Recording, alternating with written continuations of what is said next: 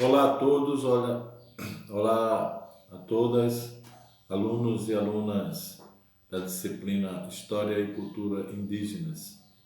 Hoje, 27 de agosto de 2020, estamos começando aqui uma primeira experiência de fazer uma apresentação sobre o texto que estamos desenvolvendo no nosso processo de ensino-aprendizagem.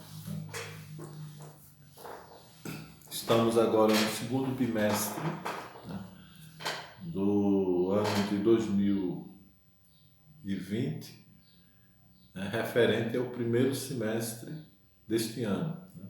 Então, estamos na segunda aula, né, desse início de segundo bimestre, né. Então, nosso texto em estudo, né, é do livro A Temática Indígena na Sala de Aula, Reflexões para o Ensino a partir da Lei 11.645, 2008, né?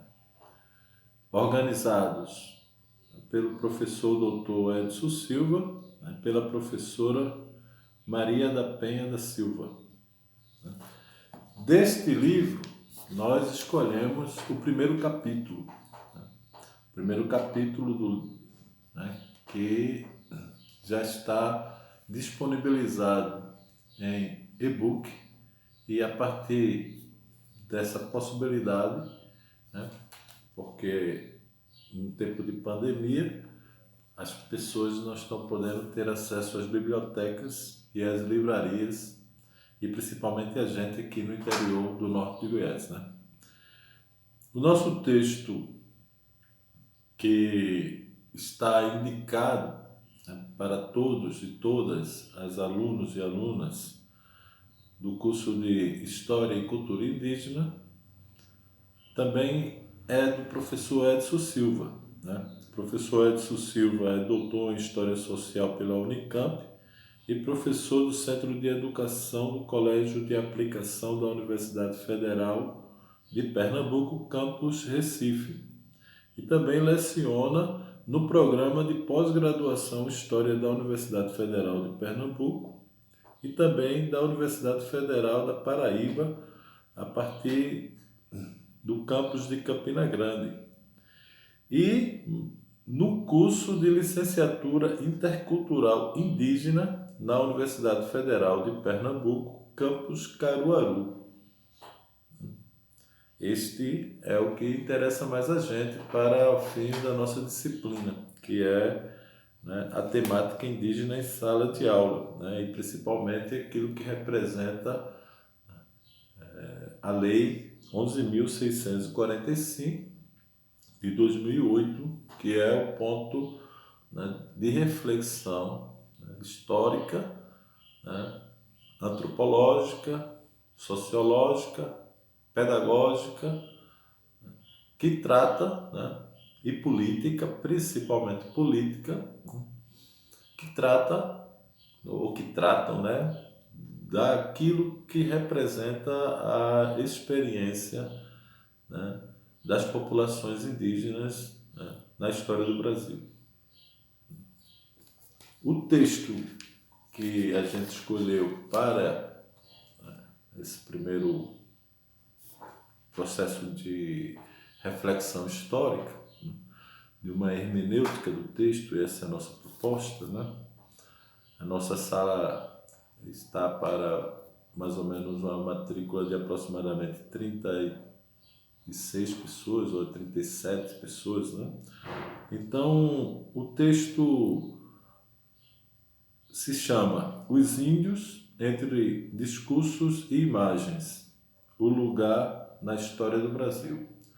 O professor Edson, né, Edson Silva, né, neste capítulo, ele faz uma reflexão, né, e fundamentada na sua pesquisa, debatendo o papel que a história, né, dos povos indígenas teve a partir da sua relação com a formação do Estado, né, com a formação do Estado brasileiro, ou como o Estado brasileiro, naquilo que representa o processo de formação do Estado-nação brasileiro, né, se desenvolveu a partir da sua relação com o passado, com o seu passado mais próximo, né?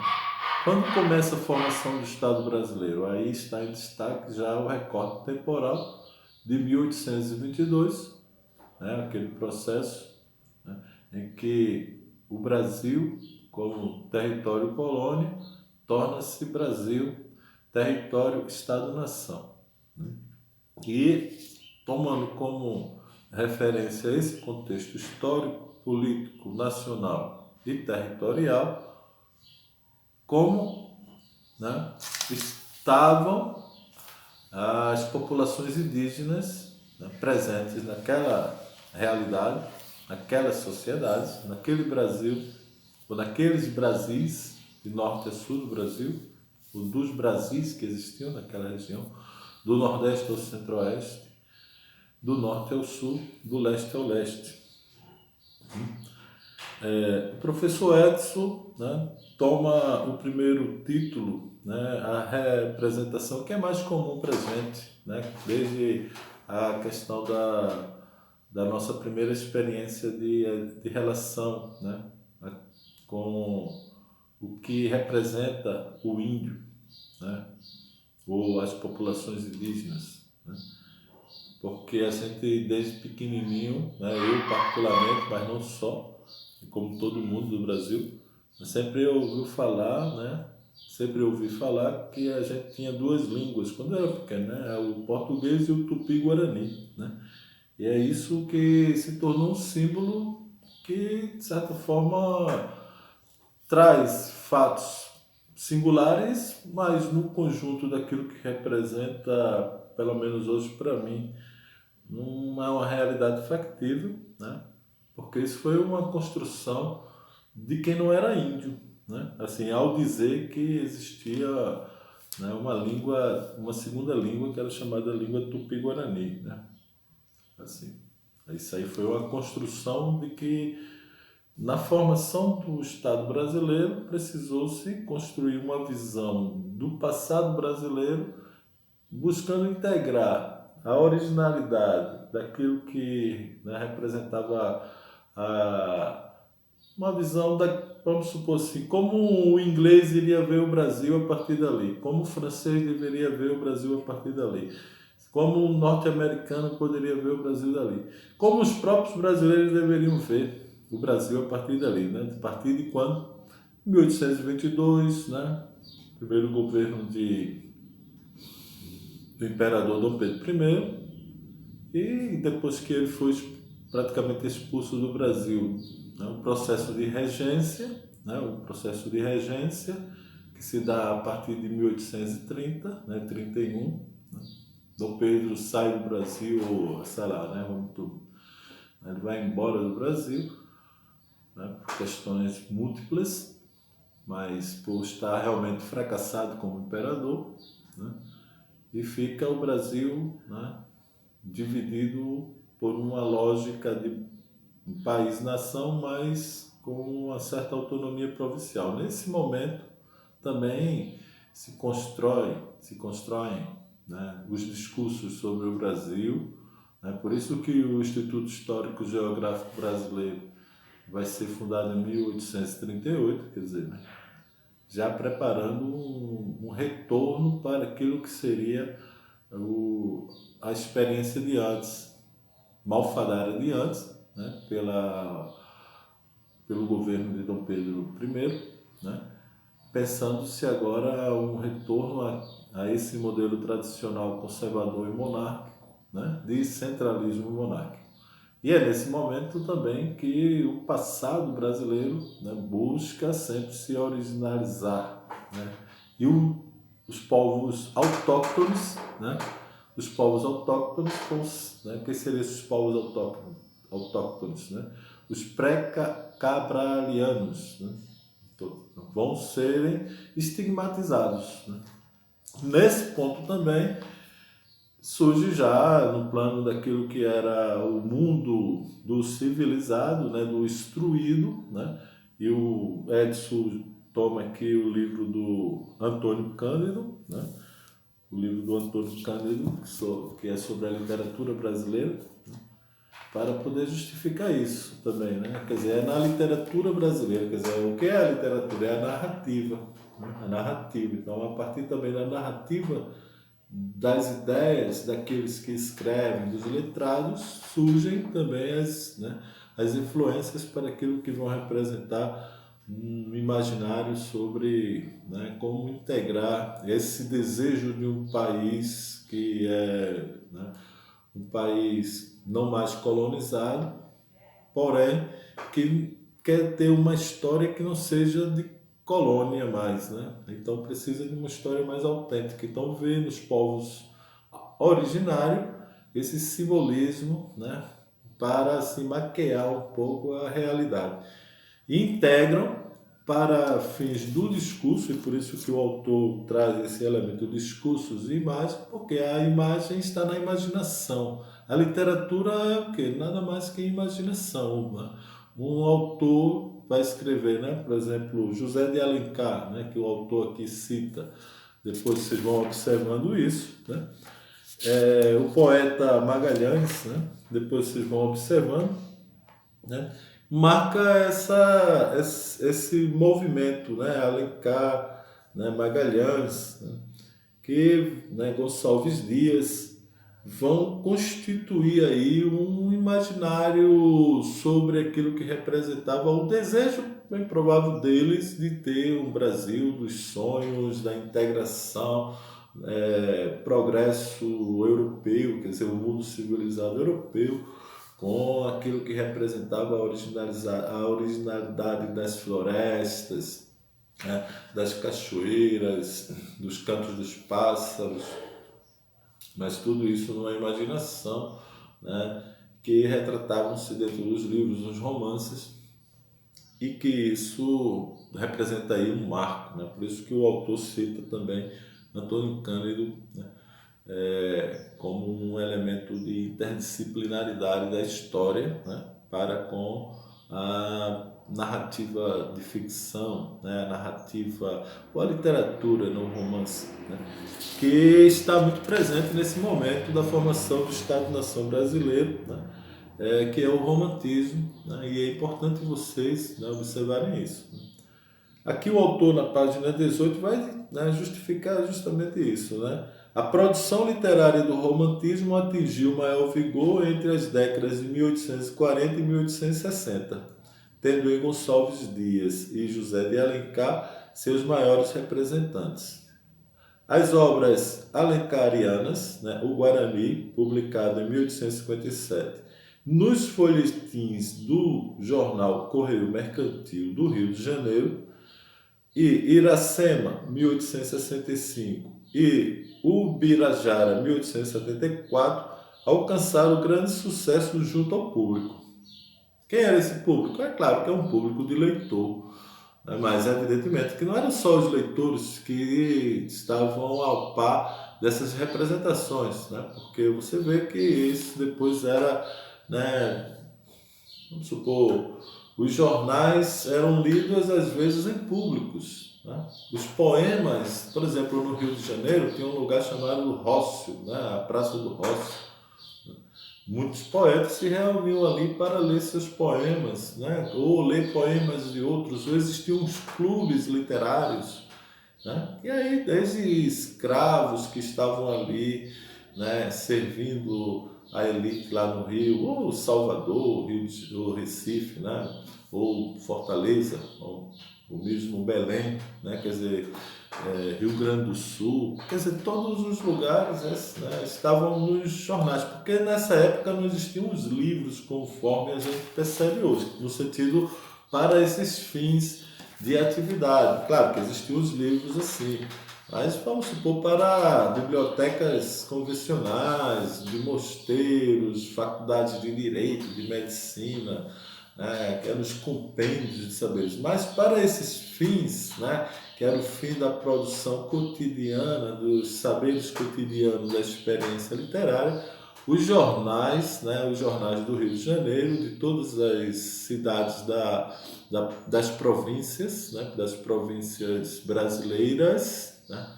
e a gente tem que entender isso, né, se a gente vê hoje, né, que aqui em Goiás, norte de Goiás, a gente conhece muito pouco do que se passa lá no Rio Grande do Norte, ou mesmo se a gente sabe alguma coisa mais da capital, até pode saber, mas do interior lá do Rio Grande do Norte, a gente aqui em Goiás nem vai entender direito assim, né?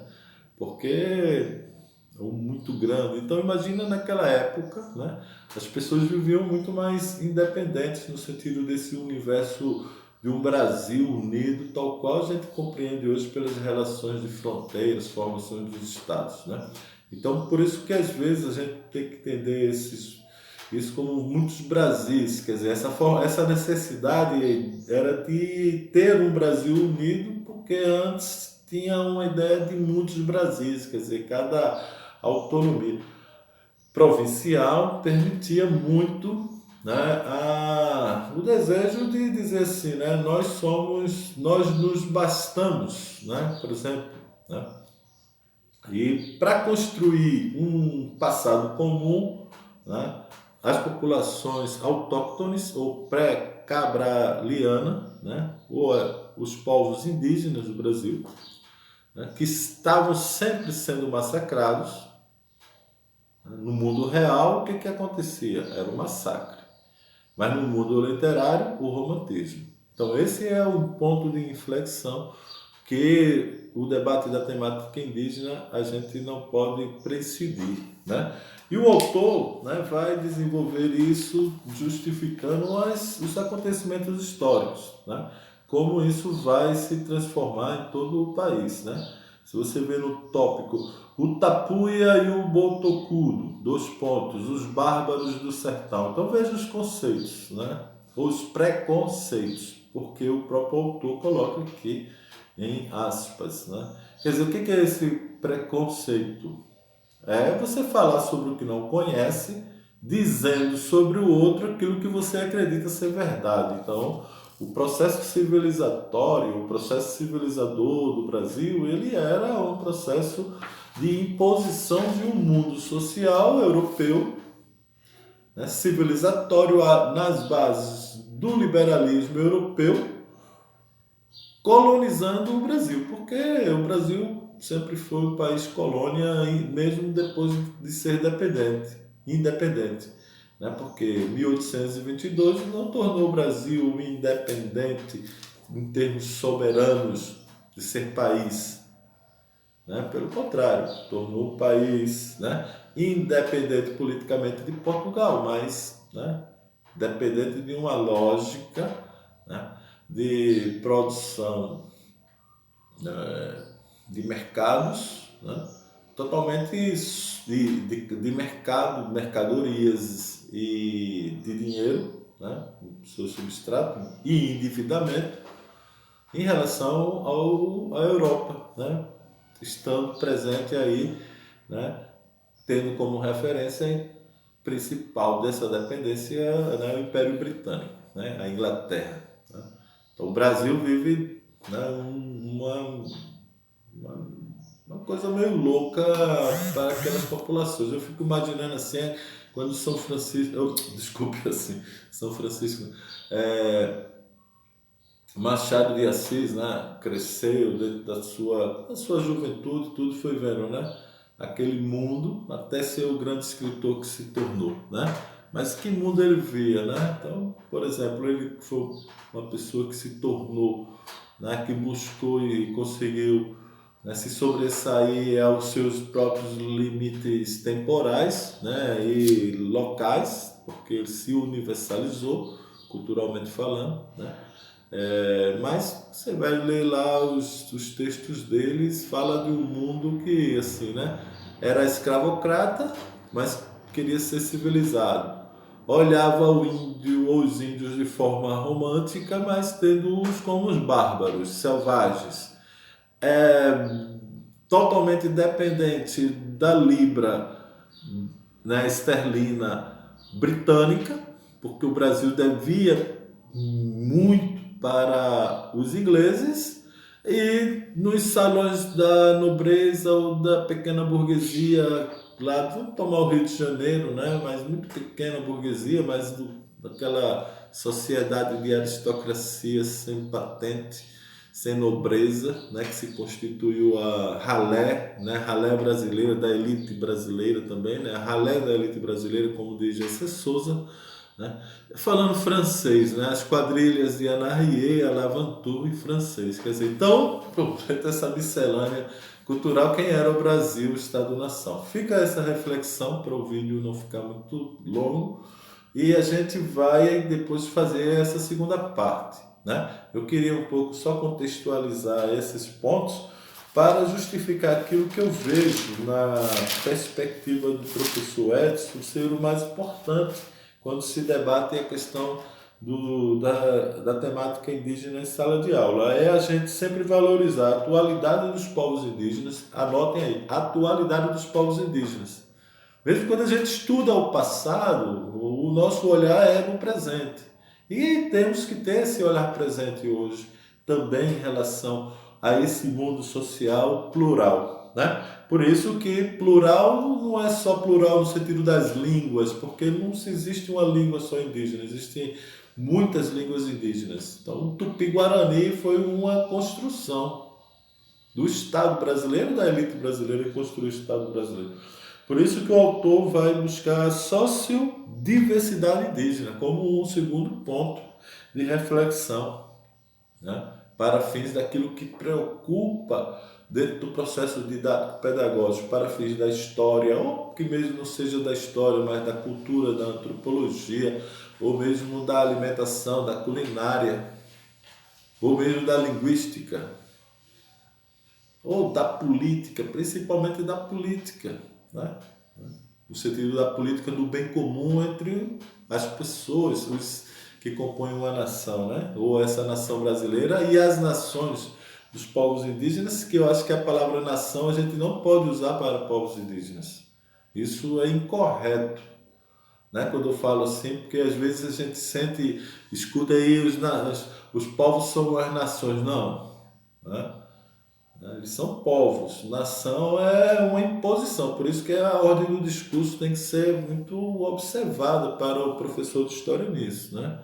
Eles são povos, são territórios, eles têm os seus territórios que não obedecem ao território tal qual a gente, porque tem povos, né, que têm suas etnias, se for para fins de uma linguagem mais técnica, né, no sentido de língua ou mesmo, né, e outras formas, mas a gente pode dizer são povos, são populações, né, que se organizam em aldeias, né, e o termo tribo também pode ser usado por uma questão da ordem histórica, né, porque se a gente admite que são índios, mas eles não são índios, né? Porque eles nunca nasceram na Índia, né? Então, mas são índios agora porque historicamente se constituiu como um fundamento, né? E por isso que o outro ponto são os índios na história. A gente hoje começou pelos índios na história, mas abordando esse elemento, né? Para fins daquilo que representa o que já estudamos no primeiro bimestre, vocês lembram muito bem, a gente estudou, né, os textos relacionados à experiência, né, dos índios no Rio de Janeiro, né, pela professora Maria Regina Celestino de Almeida, né, a atuação dos povos indígenas na história do Brasil, e agora a gente traz o texto do professor Edson, né, com essa abordagem relacionada à ordem do discurso e do imagético. Porque, né, na prática do ensino, que vocês, como eu, estamos fazendo na formação de sermos professores de história, estar na ordem da sociedade do ensino, né, ou das sociedades do ensino no calendário escolar, né, os fundamentos da Lei 11.645, que ordena e dá jurisprudência, para fins, né, do calendário escolar, né, a integração, né, e é por isso, né, da temática indígena em sala de aula, né, a temática indígena, ou as temáticas indígenas, ou as histórias indígenas, ou os povos indígenas, né, em sala de aula. Ficamos aqui nessa primeira parte, né, já estamos com 25 minutos de vídeo, e eu espero que, né, vocês possam ver este livro, esse texto do professor Edson como um ponto de que catapulta, né, a experiência de estudar, né, o Brasil, né, tendo os povos indígenas como protagonistas de sua própria história. Né? Não vamos olhá-los nem com indiferenças, jamais com indiferenças, mas também não vamos olhar com ideia de superioridade, né, por uma questão de supremacia étnica que a história muitas vezes quer nos impor, e uma sociedade perversa e fundamentalista que governa os países, não só o Brasil, vê nas minorias, e os povos indígenas às vezes, né, são colocados nesse amálgama, né, povos indígenas, por a questão de constituição de seus direitos, né, e por causa disso, né, uma parte do discurso os vê como inferiores ou carentes. Né? Os povos indígenas não são nem inferiores nem carentes. Eles precisam ter seus direitos respeitados, seus territórios confirmados pelo Estado, e aquilo que representa a oportunidade de viver tem que ser, né, até o limite da lei, né, para todos eles, sem violência aos povos indígenas, respeito ao seu território, né, e integração, né, dentro do processo de diversidade e de pluralidade das ideias sobre como produzir o melhor conhecimento para a nossa experiência de viver melhor sempre, né? Que é isso que a gente busca. Né? Ninguém estuda para ser burro, né? A gente estuda para ser cada vez mais, se não mais inteligente, pelo menos uma pessoa mais conhecedora, né, daquilo que representa tomar a melhor decisão no dia seguinte, no momento seguinte da nossa vida. Vamos em frente, boa sorte, e vamos nos cuidar diante desse processo de ameaça da triste era do coronavírus.